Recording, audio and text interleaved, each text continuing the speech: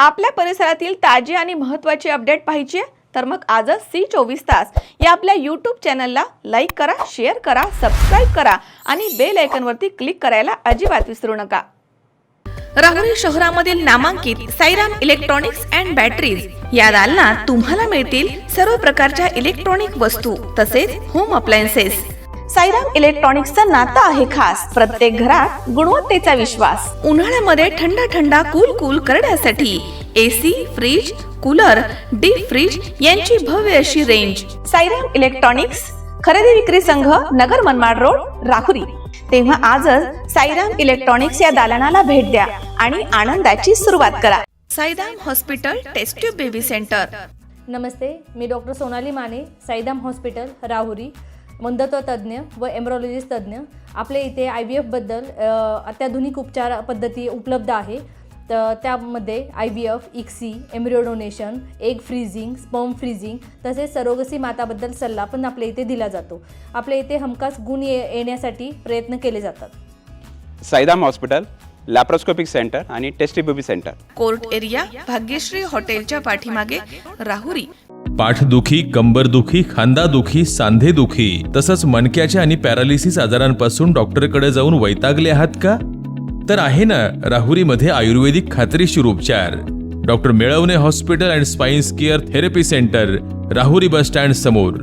Doctor Ketan Dhananjay Melavane, संपर्क 9890 42 52 40। 25 वर्षाची परंपरा, डॉक्टर मेळवणे हॉस्पिटल। राहुरी तालुक्यामध्ये सुरू असणाऱ्या मतदार यादी विशेष सखोल पुनरीक्षण अभियानाचा आढावा घेण्यासाठी आयोजित बैठकीमध्ये जिल्ह्याचे पालकमंत्री राधाकृष्ण विखे पाटील यांनी प्रत्येक BLOनं अत्यंत जबाबदारीनं काम करण्याचे निर्देश दिले आहेत। राहुरी येथील स्नेहपूज लॉन्स इथे झालेल्या या बैठकीमध्ये मतदार यादीमधील पात्र नागरिकांची नावं कोणत्याही परिस्थितीमध्ये वगळली जाणार नाहीत याची दक्षता घेण्याचं आवाहन करण्यात आलं। घराघरामध्ये जाऊन सर्व पात्र मतदारांची माहितीही अचूकपणे संकलित करण्यासह आवश्यक अर्ज तात्काळ भरून घेण्याच्या सूचना यावेळी देण्यात आल्या आहेत। बैठकीमध्ये बोलताना पालकमंत्री विखे पाटील यांनी म्हटलंय की मतदार यादी पुनरीक्षण ही केवळ सरकारी प्रक्रिया नसून लोकशाही अधिकच बळकट करण्याची जबाबदारी आहे। त्यामुळे कोणत्याही पात्र नागरिकाचे मतदानाचा हक्क अबाधित राहिला पाहिजे। तर यावेळी त्यांनी राज्यामधील दूध भेसळीच्या विरोधामध्ये मोहिमेचा देखील उल्लेख केला। दूध भेसळ करणाऱ्यांवरती कठोर कारवाई सुरू आहे, त्यामुळे नागरिकांना शुद्ध दूध मिळण्यास मदत होईल असं त्यांनी म्हटलं। तर या कारवाईमुळे दूध उत्पादनामध्ये वाढ झाली आहे, याचे सकारात्मक परिणाम दिसत आहेत असं त्यांनी नमूद केलं। तसेच राहुरी नगर आणि पारनेर मतदारसंघामधील पाणीपुरवठा, रस्ते, वीज आणि विकास कामे यांचा आढावा घेण्यात आला। प्रलंबित कामं तातडीनं पूर्ण करण्याच्या सूचना देखील संबंधित अधिकाऱ्यांना देण्यात आल्या। तर या बैठकीसाठी आमदार प्राजक्त तनपुरे, आमदार अभय कर्डिले, विविध विभागांचे अधिकारी, तहसील प्रशासन, BLO, समन्वयक आणि मोठ्या संख्येनं कार्यकर्ते उपस्थित होते। पार पडतोय। सर्वात प्रथम ज्यांनी आपल्या मतदारसंघाचे सगळे प्रश्न अतिशय बारकाईने समजून घेतले आणि तातडीने त्यावरती लगेच निर्णय घेऊन अधिकारी वर्गांना त्याचा पाठपुरावा करून पुढील सूचना केल्या। तसंच या 5-6 महिन्यामध्ये मुळा, डावा, उजवा कालवा, मेळवंडे कालवा, वांगुरी चारी यामध्ये सर्व योजनांमध्ये विशेष लक्ष दिलं आणि आपल्याला पाण्याची कुठंच कमतरता भासू दिली नाही असे आपले नामदार विखे पाटील साहेब। त्याचबरोबर ती सर्वात महाराष्ट्राचा मोठा निर्णय झाला आहे जो सर्वांना अपेक्षित होता आणि सगळ्यांचं लक्ष लागलं होतं असे मुख्यमंत्री देवेंद्रजी फडणवीस साहेब व आपले विखे पाटील साहेब यांच्या मार्गदर्शनाखाली झालेली कर्जमाफी यासाठी एकदा जोरदार टाळ्या वाजवून मनापासून साहेबांचे आभार। खरं म्हणजे भारतीय जनता पार्टी महायुतीच्या माध्यमातून अनेक चांगले प्रश्न या काळामध्ये सुटलेले आहेत। आज आपल्याला माहिती आहे की ही बैठक SIR संदर्भात आहे आणि आपल्याला पालकमंत्री साहेबांनी विशेष ही बैठक आयोजन करून आपल्याला कशा पद्धतीने आपल्याला पुढं जायचं आहे हे त्यांनी आत्ताही सांगितले आणि थोड्या वेळाने ते मार्गदर्शन करतानाही देखील आपल्याला सगळ्या सूचना करणार आहेत. आपण सर्वांनी ही गोष्ट अतिशय काळजीपूर्वक केली पाहिजे, कारण की हा SIRचा जो विषय हा काय फक्त 1 वर्षासाठी 2 वर्षासाठी किंवा एका 5 वर्षासाठी नसून हा इथून पुढच्या काळात आयुष्यभराचा प्रश्न आहे. आणि आपण जर याच्यामध्ये आत्ता थोडा वेळ आपल्या आयुष्यातला दिला नाही तर कुठंतरी भविष्यात आपल्याला अनेक अडचणींना प्रत्येकाला सामोरे जावं लागेल. कारण की इथं बसलेला प्रत्येक व्यक्ती हा कुठंतरी ग्रामपंचायतवर, जिल्हा परिषद, पंचायत समिती, विधानसभा, लोकसभा या मतदारसंघामध्ये काम करतो. तर उद्या आपले मतदार यादीमध्ये आले पाहिजे हे आपल्या सर्वांसाठीच अत्यंत महत्त्वाचं आहे. त्याकरता आपल्याला एवढीच आता नामदार साहेबांनी विनंती केलेली आहे की आपण सर्वांनी याच्यात विशेष लक्ष देऊन आपण कुठंतरी एक चांगल्या प्रकारे ही सगळी गोष्ट हाताळून आपल्याला येणाऱ्या काळामध्ये निकाल द्यावा लागेल. कारण की आज अहिल्यानगर जिल्ह्यामध्ये सगळेच तालुके अतिशय चांगल्या पद्धतीने काम करत आहेत. तर नामदार साहेबांना आता इथं बसलेल्या सगळ्यांच्या वतीने मी शब्द देतो, सगळ्यांनी हातवरती करा आणि शब्द द्या की आम्ही जी जबाबदारी तुम्ही आमच्यावरती टाकली आहे SIRची ही चांगल्या पद्धतीने पार पडू. हा मी नामदार साहेबांना राहुरी नगर पाथर्डी मतदारसंघाच्या वतीने शब्द देतो. आणि निश्चित साहेब जिल्ह्यामध्ये आमचा मतदारसंघ 1 नंबरच्या क्रमांकावरती राहील असं तुमच्या सगळ्यांच्या वतीने मी नामदार साहेबांना शब्द देतो. आज खरं म्हणजे साहेबांनी भरपूर वेळ दिला. आपलं भाग्य आहे की आपल्याला असे पालकमंत्री साहेब भेटले की आज SIR बरोबर ती पाणी टंचाई आणि सगळे आपले प्रश्न त्यांनी अतिशय बारकाईने समजून घेतलेत आणि याच्यावरती पाठपुरावा करून लवकरात लवकर कसे दुरुस्त करून देता येईल हे देखील त्यांनी अधिकारी वर्गाला सूचना केलेली आहे. तर अधिकारी वर्गाला देखील मी एवढंच विनंती करतो की आपण लवकरात लवकर या सगळ्या गोष्टी ज्या आमच्या ग्रामीण भागातल्या सर्वसामान्य लोकांनी आपल्यासमोर मांडल्यात याच्यावरती विशेष लक्ष देऊन लवकरात लवकर हे सगळे कामं मार्गी लावा एवढीच विनंती करतो. अधिक वेळ मी घेत नाही कारण की वेळ भरपूर झाला आहे. हा कार्यक्रम पार पडला असे आपल्या सर्वांचं आदरस्थान जिल्ह्याचे पालकमंत्री आदरणीय राधाकृष्ण विखे पाटील साहेब, व्यासपीठावर उपस्थित आपल्या राहुरी नगर पाथर्डी विधानसभा मतदारचे आमदार श्री अक्षयदादा कर्डिले, जिल्ह्याचे अध्यक्ष बालसिंग साहेब, विनायकरावजी देशमुख साहेब, व्यासपीठावर उपस्थित श्री तानाजीराव दसाळ साहेब, उदयसिंह पाटील, बाबासाहेबजी बिटे, सर्वच या ठिकाणी व्यासपीठावरील उपस्थित मान्यवर, वेळ भरपूर झाला आहे. सर्व अधिकारी आणि या मतदारसंघातून आलेल्या कानाकोपऱ्यातून आलेले सर्व कार्यकर्ते, आज खरं 2 विषय साहेबांनी या ठिकाणी आपल्यापुढे ठेवले होते. जो काय SIRचा प्रोग्राम चालू आहे त्याच्या माध्यमातून जास्तीत जास्त लोकांची, आपल्या लोकांची किंवा जनरल मतदार यादीमध्ये नावं कोणाची राहू नयेत हे आज साहेबांनी इथं मिटिंग या ठिकाणी घेतलेली आहे. प्रदेशची देखील साहेब कायम दर दिवशी वरून ऑनलाईन मिटिंग असते, कितपत आढावा झाला, काय झाला. म्हणून आपल्या सर्वांनी ही बाब अत्यंत खरं गांभीर्यानं घेतली पाहिजे. जे BLA 2 नेमलेले आहेत पक्षांनी त्यांच्यावर तर मोठी जबाबदारी आहेच, पण बाकी देखील सर्व कार्यकर्त्यांनी देखील, जरी आपण BLA 2 नसाल तरी देखील आपापल्या वॉर्डात, बूथवरती जास्तीत जास्त नावं आपली या मतदार यादीमध्ये कसे समाविष्ट होतील याकरता सर्वांनीच खरं प्रयत्न, भले BLA 2ची जबाबदारी आहेच पण आपण सर्वांनी बारकाईने लक्ष घालून ते खरं केलं पाहिजे. मी तर साहेब असं सांगितलं की आता आम्ही जरा नव्याने आलो तर BLA 2 जरी आधी नेमले असतील तरी म्हटलं आपल्या जुन्या पक्षाचा वापर करा म्हटलं. शेवटी काय आपल्याला काम ते एकच करायचं आहे, पण जेणेकरून आपल्या सर्वांची नावं तिथं, आपली भारतीय जनता पक्षाच्या मतदारांची नावं तिथं आली पाहिजे. फक्त साधन सामुग्री काय वापरायची ती कशी वापरली काय प्रॉब्लेम नाही, पण मात्र आपण सर्वांनी त्या दोन्ही कार्यकर्त्यांमध्ये स्पर्धा पाहिजे, कोण जास्त मतदारी करून हेल्दी स्पर्धा, हेल्दी स्पर्धा पाहिजे. नाही तर स्पर्धेमध्ये कोणाचे नाव कमी करायचे स्पर्धा पाहिजे. आणि निश्चितपणे मला खात्री आहे, आपण आज एवढं मार्गदर्शन केल्यानंतर निश्चितपणे आपले भारतीय जनता पक्षाचे जुने नवे सर्व कार्यकर्ते एकत्र येऊन निश्चितपणे सगळे आपली मतदार यादी परिपूर्ण जास्तीत जास्त काम या मतदारसंघातलं होईल. या आजच्या आपल्या डोसमुळे निश्चितपणे चांगला उद्देश केल्यामुळं आतून गांभीर्यपूर्वक काम होईल याची मी खात्री आपल्या या ठिकाणी देऊ इच्छितो. आज ही वेळ साधून आपण टंचाईची देखील बैठक घेतली, कारण आपल्या सर्वांना माहिती आहे की पाऊस यावर्षी कमी झालेला आहे. सरासरीपेक्षा पावसाचा अंदाज देखील कमी आहे आणि म्हणून साहेबांचे विशेष आभार मानतो की या निमित्तानं टंचाईचं देखील आपण आढावा बैठक या ठिकाणी घेतली आणि सर्वांना बऱ्याचशा या राहुरी नगर पाथर्डी मतदारसंघातून आलेल्या बऱ्याचशा गावच्या लोकांना आपलं म्हणणं मांडण्याची संधी या ठिकाणी मिळाली आणि याची दखल देखील उचित प्रकारे दखल देखील साहेबांनी घेतली. साहेब म्हणजे असं नुसतं आम्हाला विचारायचे काय काय कसं आहे.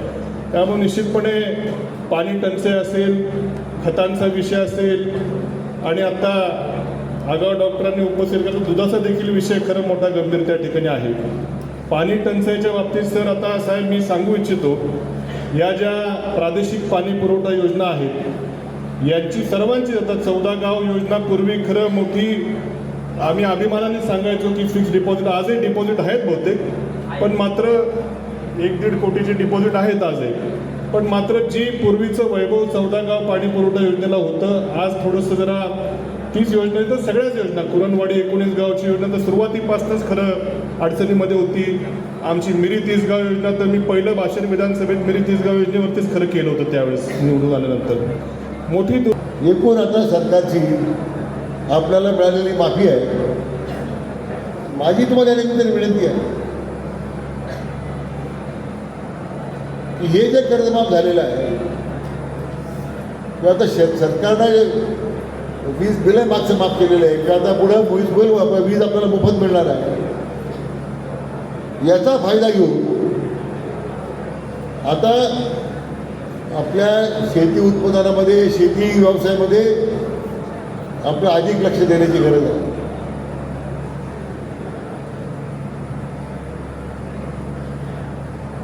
कर्जमाफी करणं हे तर सरकारचं दायित्वच होतं, सरकारची जबाबदारीच होती. आपल्या निवडणुकीमध्ये दिलेलं आश्वासन होतं ते आपल्या महायुती सरकारनं पूर्ण केलं, पण त्याचा परिणाम सकारात्मक पद्धतीने कसा आम्हाला करून चांगल्या पद्धतीने करून घेता आला पाहिजे या दृष्टीने आम्ही सगळ्यांनी विचार केला पाहिजे. आपण त्या गावामध्ये एकत्र बसून आपल्या शेतीमध्ये आपल्या गावाच्या एकूण शेती पद्धतीमध्ये ऊस लावणारे किती आहे, फळबाग लावणारे किती आहे, सोयाबीन कपाशी लावणारे किती शेतकरी आहेत, हा एक प्रयोग तुम्हाला केला पाहिजे असं माझं मत आहे. की परत पाचवीवर सांगितलं की जिल्ह्याचा कृषीविषयक आराखडा तयार करावा लागेल. उपलब्ध जे साधनं गावामध्ये आहेत त्या साधनांचा उपयोग जर एकत्र बसून गावकऱ्यांनी केला, शेतकरी बांधवांनी केला, तर माझं असं मत आहे की 100% शेती उत्पादन वाढीमध्ये मदत होईल आणि पुन्हा शेतकऱ्यावर कर्जबाजारी होण्याची त्याला वेळ येणार नाही. मिळाली कर्जमाफी, मिळाली विजेची बिलाची सवलत हे उद्याच्या आपल्या उज्ज्वल भविष्याकरता सरकारनं केलेली मदत आहे, हे आपण सगळ्यांनी लक्षात घेतलं पाहिजे. जर आपण एकत्र बसून हा विचार केला, मला वाटतं मार्ग निघेल. आता आपल्या ग्रामपंचायतीच्या गटबाज्या आहे, सोसायटीच्या गटबाज्या आहे, या सगळ्या गटबाज्यामुळे आपल्याला वेळ मिळत नाही. पण इथंच काही आपल्याकडे ती परिस्थिती असं नाही, आमच्याकडे येत आहे. परंतु ह्या गटबाजी लागलेली जी आपली कीड आहे, निवडणुका संपल्यानंतर गावात एकत्र बसलंच पाहिजे. आपण प्रत्येक इस्रायलचं उदाहरण देतो.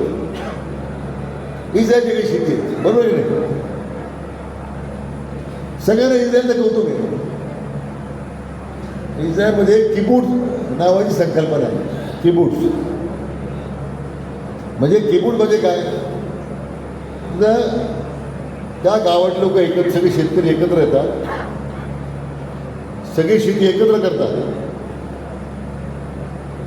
प्रत्येकजण गरिबी बँकेचा अधिकारी असतो, तर मी त्या दिवशी माझ्या ठरलेल्या दिवशी जाऊन मी शेती करणार. ठरलेल्या दिवशी मी ट्रॅक्टर हाकलणार, तर त्या ठिकाणी ट्रॅक्टर नांगरणार. त्या दिवशी मला वाटे झाले दिवस मी त्या भागात जाऊन मी शेती पाणी भरणार.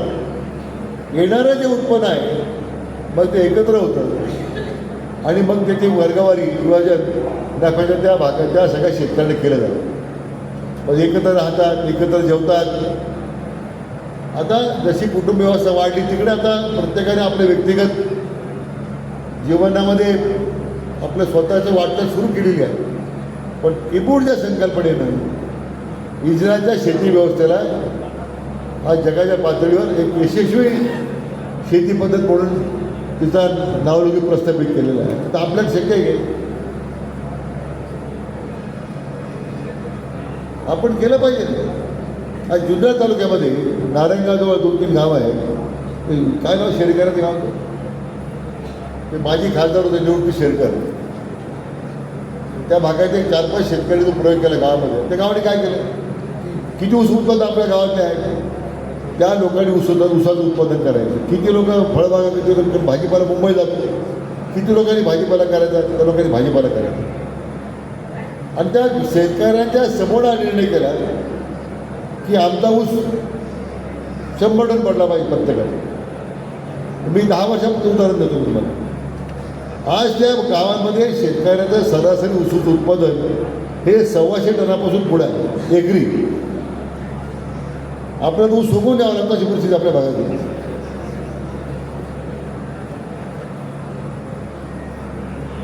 मग फक्त ऊसाला भाव मिळाला पाहिजे आपण चर्चा करतो. पण माझा 20 टनाचा ऊस हा पुढच्या 2 वर्षामध्ये 50 टन होईल, त्याच्या पुढच्या वर्षी तो 70 टन जाईल, त्याच्या तिसऱ्या वर्षी 100 टन जाईल. कशाला कर्जमाफी लागणार आपल्याला सांगा बरं. बरं पाणी टंचाई का आपल्याला यावर्षी मुद्दा मी माहिती घेत होतो.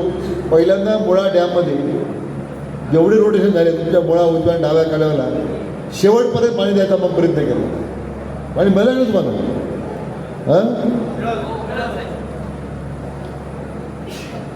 प्रत्येक गोष्ट बारकाईने पाहिली आपण. मामुलीचा टप्पा चारी, आता टप्पा आहे चारीचं काम त्या ठिकाणी दुरुस्तीचं काम सुरू आहे. त्याला जो आपण 15 कोटी रुपये दिले होते ते काम प्रगतीपथावर आहे. मामुलीचा टप्पा 2चं काम जे आहे साधारण त्याला 40 कोटी रुपये लागणार आहे. 10 कोटी आता दिले, लगेच 30 कोटी रुपये आम्ही त्याची व्यवस्था करतो. टप्पा 2 ह्या वर्षी कुठल्या परिस्थितीत पूर्ण झाला पाहिजे हा आपला प्रयत्न आहे. वाघोरी चारीच्या मला वाटतं तुमच्या मुळा धरणाच्या चाऱ्याची दुरुस्ती करतात. त्यासाठी मला वाटतं उजव्या कालव्याकरता 20 कोटी रुपये देत आपण आणि डाव्या कालव्याकरता सुद्धा आपण त्यासाठी पैसे दिलेले आहे. कालव्याचे काम चालू आहे, चाऱ्याचे काम चालू आहे. पण या सगळ्याचा परिणाम शेती उत्पादन वाढीवर दिसला पाहिजे. माझी अपेक्षा आहे की या निमित्तानं पाण्याचा आता दुर्भिक्ष आहे. दुष्काळी परिस्थिती निर्माण झाली, परत मुळा धरणात पाणी आलं आहे. निळवंड्यात आपण जवळजवळ 8 पाण्या दिल्या वेळेला.